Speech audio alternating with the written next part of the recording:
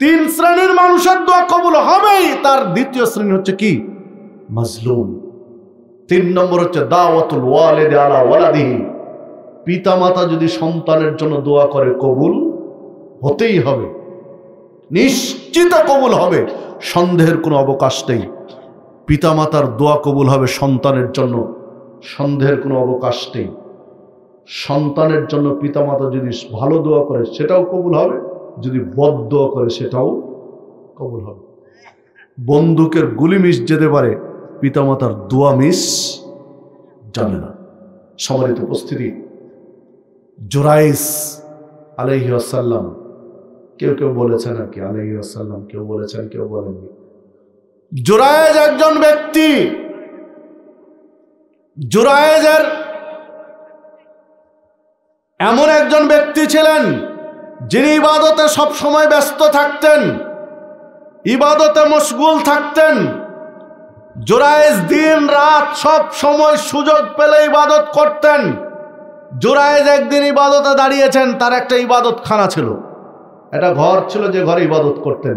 ইবাদতের জন্য দাঁড়িয়েছেন, দরজা লাগিয়ে ইবাদত করছেন, সালাত পড়ছেন। মা এসে ডাক দিল দরজায়, যেহেতু দরজা লাগানো, দরজায় টোকা দিল, ডাকলো বাবা জুরাইজ। কোনো জবাব আসলো না।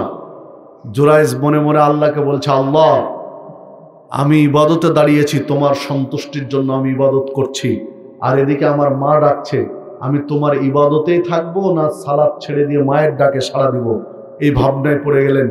দিয়ে জুরাইজ সিদ্ধান্ত নিলেন সালাত পড়তে পড়তে যে আল্লাহ তোমার ডাকেই থাকলাম, মা তার চেয়ে তোমার স্থান উপরে, বিধায় তোমার ডাকে সাড়া দিয়েছি আমি সালাতে, আমি সালাত শেষ না করে মায়ের ডাকে সাড়া দিব না। সালাত শেষ করলো জুরাইজ, এরপরে দরজা খুলে দেখলো মা চলে গেছে, নাই, দাঁড়িয়ে থেকে থেকে চলে গেছে। পরের দিন আবার এসেছে, আবার জুরাইজকে ডেকেছে। সেদিনও জুরাইজ সালাতে দাঁড়িয়ে আছে। জুরাইজ আল্লাহকে ডাক দিল, আল্লাহ তোমার ইবাদত করছি, মা ডাকছে, এখন তোমার ইবাদত থাকবো না মায়ের ডাকে সাড়া দেব। ভেবে সিদ্ধান্ত নিল জুরাইজ যে না, মায়ের ডাকে নয়, তোমার ডাকে থেকে গেলাম, সালাত শেষ করে মায়ের ডাকে সাড়া দেব। চলে গেলেন। মা বিরক্ত হয়ে দ্বিতীয় দিনও ঘুরে গেলেন। তৃতীয় দিন আবার মা এসেছেন, ডাকছেন, ঠিক সেদিনও তখন জুরাইজ যে সময় এসেছেন জুরাইজ সালাত আদায় করছে। তৃতীয় দিনও জুরাইজ একই কথা আল্লাহকে বললো, যাক মায়ের ডাকে আজও সাড়া দেবো না, তোমার ডাকে থাকলাম, সালাত শেষ করব, তারপরে মায়ের কথা শুনবো।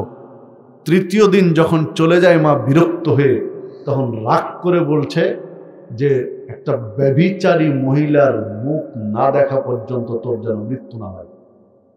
রাগ করে বদদোয়া করে চলে গেল। মানে তুমি ব্যভিচারী মেয়ের সাথে মিলিত না হয়ে যেন তোমার মৃত্যু না হয়, রাগ করে বলে চলে গেল। আল্লাহ রাসূল সাল্লাল্লাহু আলাইহি ওয়াসাল্লাম বলছেন, তার মা যদি এর চেয়েও কোনো কঠিন বদদোয়া করতো তাহলে আল্লাহ কবুল করতেন। আর মা দোয়া করেছেন, দোয়া কবুল হয়ে গেল। সহিহ মুসলিমের হাদিস, লম্বা হাদিস সহিহ মুসলিমের, দোয়া কবুল হয়ে গেল আল্লাহর দরবারে।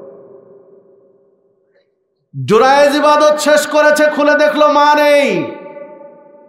পরক্ষণে একজন পতিতালয়ের নারী, ব্যভিচারিণী নারী জুরাইজের কাছে এসে নিজেকে প্রস্তাব দিল যে জুরাইজ আসো আমরা একটু মজা করি।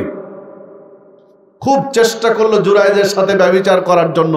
পরহেজগার মানুষ জুরাইজ কোনোভাবেই ব্যভিচার করাতে পারলো না। শেষে ওই মহিলা গিয়ে একটা রাখালের সাথে, মাঠের ভিতরে রাখালের সাথে মিলিত হলো। তার পেটে বাচ্চা চলে আসলো। বাচ্চা যখন চলে আসলো তখন মানুষ কানাঘুষা শুরু করলো, এই মেয়ের বিয়ে হয়নি, বাচ্চা কোত্থেকে আসলো? কদিন পরে বাচ্চা জন্ম নিল। বাচ্চা নিয়ে যখন রাস্তায় বের হচ্ছে, মানুষের মাঝে আসছে, মানুষ বলা বলি শুরু করলো, তোমার বিয়ে হয়নি, বাচ্চা পেলে কোথার থেকে? এই বাচ্চার বাবাকে? ওই ব্যভিচারীর মহিলা বললো যে আরে এই বাচ্চার বাবা তো ওই যে ঘরে বসে থেকে যে লোকটা ইবাদত করে, জুরাইজ সারাদিন ঘরে বসে থেকে ইবাদত করে, ও আমার সাথে ব্যভিচার করে বাচ্চা হয়ে গেছে। মানুষ, গোটা গ্রামের মানুষ এসে যে ও তুমি সারাদিন ইবাদতের ভান করে বসে থেকে আর একটা মেয়ে ব্যভিচার করে সর্বনাশ করেছে। ঘর থেকে টেনে হিঁচড়িয়ে বের করে ঘরটা ভেঙে চুরমার করে দিল। জুরাইজ বলতে চাইলেন যে আর কি হয়েছে বলো, আমি শুনি। কথাই শুনলো না, কোনো কথা না শুনে ভেঙে চুরমার। শেষে জুরাইজ বলছেন যে তোমরা আমার ঘর ভেঙে দিলে, ঠিক আছে, কি সমস্যা তোমাদের বলো। বলছে, ও তুমি কিছুই জানো না। বলো, না কিছু জানি না। কিছুই জানো না? তুমি একটা মেয়ের সাথে ব্যভিচার করে তার পেটে বাচ্চা এসে বাচ্চা হয়ে গেছে, তুমি কিছু জানো না? তখন জুরাইজ বলছেন যে ও এই ঘটনা তো ঠিক আছে, ওই মহিলাটার বাচ্চাটা নিয়ে আসো, আমার কাছে নিয়ে আসো। কোন মহিলার বাচ্চাটাকে?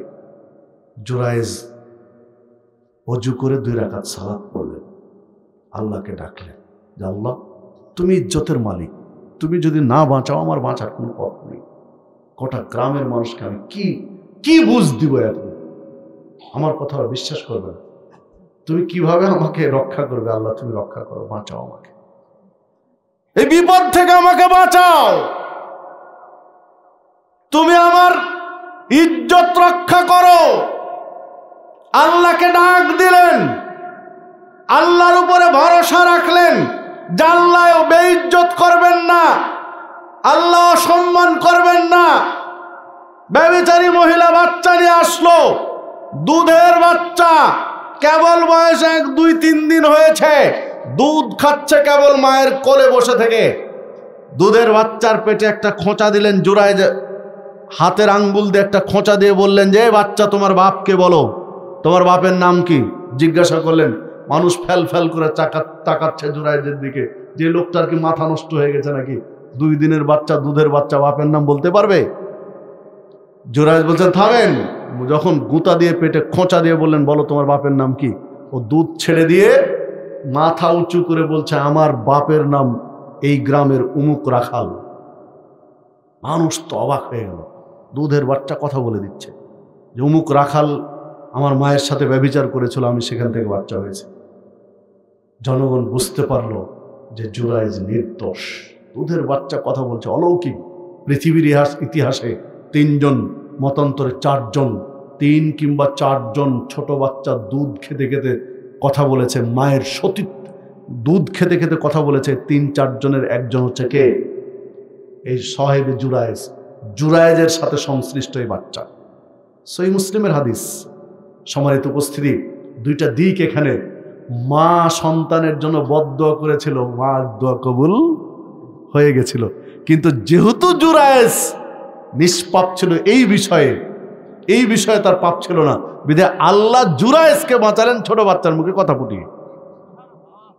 আল্লাহ বাঁচালেন জুরাইজকে ছোট বাচ্চার মুখে কথা দিয়ে, কিন্তু মায়ের দোয়া ঠিকই কবুল হয়েছিল। আমি বুঝাতে পারলাম কি? তো 3 ব্যক্তির দোয়া কবুল হয়, তার এক ব্যক্তি হলো মুসাফির। মুসাফিরের দোয়া কবুল হয়, নিশ্চিত কবুল হয়। এই মুসাফিরও যদি রব্বি বলে দোয়া করে, আর খাবার পানি পোশাক যদি হারাম হয়, দোয়া কবুল হবে না। সম্মানিত উপস্থিতি, তাহলে দোয়া কবুলের জন্য শর্তই কি? হালাল রুজি। কত দোয়া করছি, ইয়্যাকা না'বুদু ওয়া ইয়্যাকা নাস্তাঈন, আল্লাহ তোমার ইবাদত করি, তোমার কাছে সাহায্য চাই। কি চাই? ইহদিনাস সিরাতাল মুস্তাকিম, আল্লাহ তুমি সরল পথ দেখাও। এত দোয়া করছি, কোনো কাজে দিচ্ছে না। দিবে কোত্থেকে?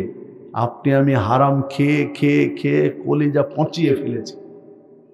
কিভাবে দোয়া কবুল হবে? হারাম ছেড়ে দোয়া করেন, বিদ্যুতের গতির মতো দোয়া কবুল হবে। বিদ্যুতের গতি বুঝিত নাকি? আল্লাহ রাব্বুল আলামিন সূরা তালাকের মধ্যে বলেছেন, ওয়া ইয়াত্তাকিল্লাহ ইয়াজআল লাহু মাখরাজা, কেউ যদি আল্লাহ ভীতি অর্জন করে, তাকওয়াশীল হয়, তার একটা পথ বের করে দিবেন। যে বিপদেই পড়ুক না কেন, আল্লাহ তার উদ্ধারে একটা পথ করে দিবেন। জুরাইজের পথ বের করে দেননি? বের করে দিয়েছেন। যে সমস্যায় পড়ুক না কেন, আল্লাহ তার একটা পথ বের করে দিবেন যদি তাকওয়াশীল হয়। আল্লাহ তাকওয়াশীল ব্যক্তির পথ বের করেছিলেন, কারেন্টের মতো দোয়া কবুল করেছেন, বিদ্যুতের গতিতে দোয়া কবুল হয়েছে। কার? ইব্রাহিম আলাইহিস সালামের স্ত্রী সারা আলাইহিস সালামের। জালেম বাদশার কবল থেকে বাঁচার স্বার্থে ইব্রাহিম আলাইহিস সালাম স্ত্রী সারা আলাইহিস সালামকে নিয়ে জালেম বাদশার এরিয়া ছেড়ে চলে যাচ্ছেন। সহিহ বুখারীর হাদিস, আল্লাহ রাসূল সাল্লাল্লাহু আলাইহি ওয়াসাল্লাম বলছেন, তৎকালীন পৃথিবীতে সবচেয়ে সুন্দরী মেয়ে ছিলেন, মহিলা ছিলেন সারা আলাইহিস সালাম। বিশ্ব সুন্দরী আমরা বলি, তাই না? তো বিশ্ব সুন্দরী ছিলেন কে? সারা আলাইহিস সালাম। এটা হাদিসের শব্দ যে তৎকালীন সময়ে সবচেয়ে সুন্দরী ছিলেন। জালেম বাদশার নীতি ছিল, জালেম বাদশার গতি ছিল যে কোনো সুন্দরী মেয়ে যদি পেত তাহলে তার সাথে ব্যভিচার করত। জালেম বাদশার সৈন্যবাহিনীর একটা গ্রুপই ছিল, ওরা এলাকায় বিভিন্ন এলাকায় ঘুরে ঘুরে খুঁজত, একটা সুন্দরী মেয়ে পেলে ধরে নিয়ে যেত জালেম বাদশার কাছে। জালেম বাদশা উপহার দিত, যে সবচেয়ে ভালো মেয়ে নিয়ে যেত, সুন্দরী মেয়ে নিয়ে যেতে পারতো তাকে পুরস্কার দিত। তো এই জন্য সেনাবাহিনী খুঁজে বেড়াতো যে সুন্দরী মহিলা কোথায় পাওয়া যায়। তো সুন্দরী পেয়ে গেল সারা আলাইহিস সালামকে। আল্লাহ রাসূল বলছেন সবচেয়ে সুন্দরী তৎকালীন সময়ে। ইব্রাহিম আলাইহিস সালাম, সারা আলাইহিস সালাম চলে যাচ্ছেন, জালিম বাদশার সৈন্যবাহিনীর সামনে পড়ে গেলেন। সৈন্যবাহিনী দেখে অবাক হয়ে গেল, যারা আমরা সুন্দরী মহিলা খুঁজছি, এর চেয়ে সুন্দরী তো কোনোদিন চোখে পড়েনি, এটাই নিয়ে যেতে হবে। বাদশা সবচেয়ে খুশি হবে, সারা আলাইহিস সালামকে ধরে নিয়ে চলে গেল। ইব্রাহিম আলাইহিস সালাম একে কি করবেন? সেনাবাহিনীর কাছে সিজদায় লুটিয়ে পড়ে আল্লাহকে ডাকতে থাকলেন যে আল্লাহ তুমি আমার স্ত্রীকে হেফাজত করো, তার সতীত্ব রক্ষা করো। জালিম বাদশা তো ব্যভিচার করার জন্য নিয়ে যাচ্ছে। সারা আলাইহিস সালামকে জালিম বাদশার ঘরে দিয়ে দেওয়া হলো। বাহিরে সেনাবাহিনী পাহারা দিচ্ছে, ঘরে সারা আলাইহিস সালাম আর কে? জালিম বাদশা, আর কেউ নেই। একটা দুর্বল নারী আর একজন প্রতাপশালী বাদশা। সারা আলাইহিস সালাম জালিম বাদশাকে বললেন, থামেন, আমি 2 রাকাত সালাত পড়ি, তারপরে কোনো কথা।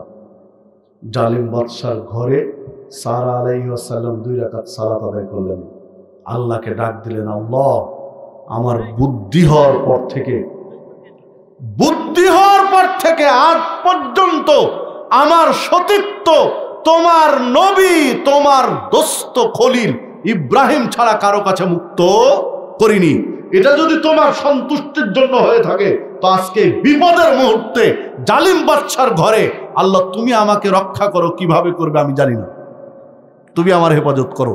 যদি আমার সতীত্ব আমি হেফাজত করে থাকি এ পর্যন্ত, যে আমার স্বামী ছাড়া আর কেউ আমার সৌন্দর্য দেখেনি, কেউ আমার সতীত্ব হাত দিতে পারেনি, এটা যদি তোমার সন্তুষ্টির জন্য হয়ে থাকে তো আজকে আমাকে তুমি হেফাজত। ছিটকে গিয়ে পড়ে গেল। দেখা যাচ্ছে জালিম বাদশা ছটপট শুরু করেছে, মানে মরে যাবে। তখন সারা বলছেন যে আল্লাহ তুমি ওকে বাঁচাও, কারণ ও মরে গেলে বাহিরে সেনাবাহিনী, ও যদি মরে যায় তখন বিপদ, আমিও পড়বো, আমার স্বামীও পড়বে। সেনাবাহিনী বলবে যে আমি তাকে মেরে ফেলেছি, তখন আমাকেও মারবে, আমার স্বামী ইব্রাহিমকেও এরা মেরে ফেলবে। তো আল্লাহ তুমি ওই লোকটাকে বাঁচাও, ওকে মেরে ফেলো না। লোকটা একদম সুস্থ হয়ে গেল, মুহূর্তেই সুস্থ হয়ে আবার দাঁড়িয়ে আবার স্পর্শ ধরতে এসেছে, ধরতে যাবে ঠিক তখনই বলছে আল্লাহ বাঁচাও, আবার পড়ে গেল, ধাক্কার ছিটকে পড়ে গেল, আবার মরতে যাচ্ছে, তখন আল্লাহকে বলছে আল্লাহ তুমি ওকে বাঁচাও। আবার সুস্থ হয়েছে তৎক্ষণাৎই, আবার ধরতে গেছে, আবার বলছে আল্লাহ তুমি আমাকে বাঁচাও, ছিটকে পড়ে গেছে, আবার ও মরে যাচ্ছে, তখনও বলছে যে আল্লাহ তুমি ওকে বাঁচাও, আবার সুস্থ হয়েছে। কয়বার হলো বলেন তো? সারা আলাইহিস সালামের দোয়া কয়বার কবুল হলো? কয়বার? 6 বার। কয়বার কবুল হলো? 6 বার কবুল হয়েছে। কারণ 3 বার ধরতে পারেনি, ধরতে গেছে তখন বলছে আল্লাহ তুমি আমাকে বাঁচাও, তাহলে তৎক্ষণাৎ কবুল হয়েছে না? বিদ্যুতের গতিতে দোয়া কবুল হয়েছে। এভাবে ধরতে গেছে, মনে করেন ধরতে গেছে, যদি আল্লাহ দোয়া কবুল করতে 1 সেকেন্ড দেরি করেন ধরে ফেলবে না? ধরতে গেছে, যদি 1 সেকেন্ড দেরি হয়ে যায় দোয়া কবুল হতে, ধরে ফেলবে না? 1 সেকেন্ডও দেরি হয়নি, বলা শেষ, কবুলও শেষ। আমি বুঝাতে বললাম কি আপনাকে? দোয়া করা শেষ, দোয়া কবুলও শেষ, আল্লাহ বাঁচাও তৎক্ষণাৎ পড়ে গেছে, কারণ একটু দেরি হলে তো ধরে ফেলবে। ও মরে যাচ্ছে, তখন আবার বলছে আল্লাহ তুমি ওকে বাঁচাও, আবার সুস্থ হচ্ছে মুহূর্তেই। তাহলে 3 বার আল্লাহ ওর থেকে বাঁচালেন আর ওকে বাঁচালেন 3 বার। কয়বার হলো? 6 বার হলো। মানে বিদ্যুতের গতিতে দোয়া কবুল হয়েছে, একটু দেরি হয়নি। আল্লাহ বলছেন ওমাইয়াত্তাকিল্লাহ ইয়াজআল লাহু মাখরাজা, যা তোমরা আল্লাহকে ভয় করো, তাকওয়াশীল হও, আল্লাহ তোমাদের পথ বের করে দিবেন। বের করে দেননি? সারা আলাইহিস সালামকে বাঁচাননি? সে কোরআন মাজিদ এখনো আছে, হাদিস এখনো আছে। আপনি আমার শুধু তাকওয়া নেই, তাকওয়াশীল হন, বিদ্যুতের মতো দোয়া কবুল হবে, বিদ্যুতের গতির মতো দোয়া কবুল হবে। যেখানে বিদ্যুতের গতি দরকার দোয়া কবুলে, ঠিক ওই রকমই কবুল হবে, বলার সাথে সাথে আল্লাহ কবুল করে নেবে। কিন্তু ওই তাকওয়াটা আনতে হবে। সারা বলেছিলেন যে আমি বুদ্ধি হওয়ার পর থেকে এখন পর্যন্ত তোমার নবী ইব্রাহিম, আমার স্বামী ইব্রাহিম ছাড়া আমি কারো কাছে আমার লজ্জাস্থান উন্মুক্ত করিনি, আমার লজ্জাস্থান কেউ কোনোদিন কোনোভাবে দেখতে পায়নি। যদি আজও এই গ্যারেন্টি কোনো মা বোন দিতে পারে, আল্লাহ ওইভাবে রক্ষা করবেন, দিতে হবে। একজন মা বোনের পর্দার এরিয়া কতটুকু? মা বোনরা শুনছেন নাকি আলোচনা? একটা মা বোনের পর্দার এরিয়া কতটুকু? হাতের তালু বাদ দিয়ে এই কবজি থেকে শুরু হবে, মুখমণ্ডল জরুরি অবস্থায় খুলতে পারবে, নর্মাল অবস্থা নয়, এটুকু বাদ দিয়ে পায়ের পাতা, টাকনুর তল থেকে নিয়ে পায়ের পাতা এতটুকু বাদ দিয়ে পুরো শরীর কি ঢাকতে হবে। সতর্ক একজন মুসলিম মা, একজন মুসলিম বোন চুলের 1 ইঞ্চি পর্যন্ত বের করে রাখতে পারবে না, এটা পর্দার ভিতর রাখতে হবে, চুল ঢেকে রাখতে হবে। শ্যাম্পু করে চুল ছেড়ে দিয়ে চুল বাতাসে উড়িয়ে আপনি বাইরে বের হবেন, অসম্ভব। দিয়ে আবার দোয়া করবেন যে আল্লাহ তুমি বকাটে ছেলের থেকে আমার মেয়েকে বাঁচাও, দোয়া কবুল হবে?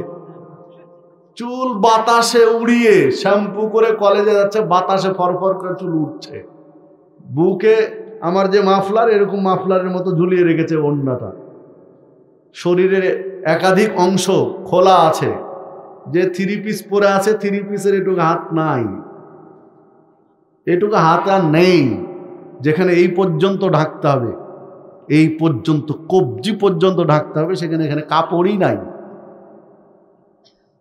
সম্মানিত উপস্থিতি, আর মা ঘরে বসে দোয়া করছে আল্লাহ তুমি আমার মেয়েটাকে হেফাজত করো। হবে সারার মতো পর্দা করান মেয়েকে, সারার মতো মা পর্দা করেন, যদি বিদ্যুতের গতিতে দোয়া কবুল না হয় তাহলে কি বলেছে? কিন্তু সেই পর্দা করতে হবে, সেই আত্মবিশ্বাস আপনার থাকতে হবে।